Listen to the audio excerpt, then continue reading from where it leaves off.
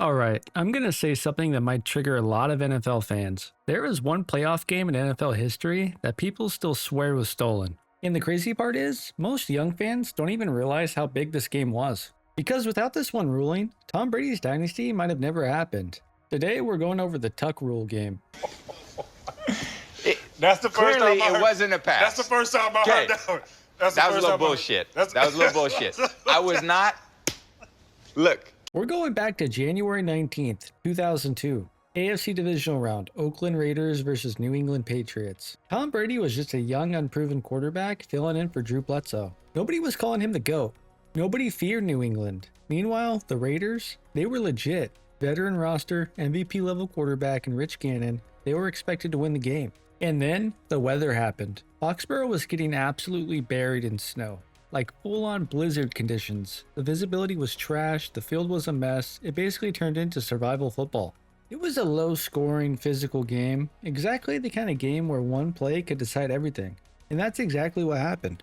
The whole game felt like a defensive war. Both teams struggling to move the ball, snow just pouring down non-stop. Late in the fourth quarter, the Raiders are leading 13-10. They controlled most of the game, and the Patriots are running out of time.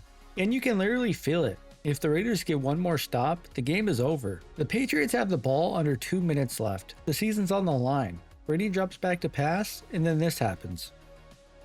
Charles Woodson comes screaming off the edge, blindsides Brady, massive hit, the ball goes flying out. It was a clear fumble and the Raiders recovered. The players and coaches started celebrating, the fans were going crazy, even the broadcast basically assumed the game is over. The Raiders just sealed the win.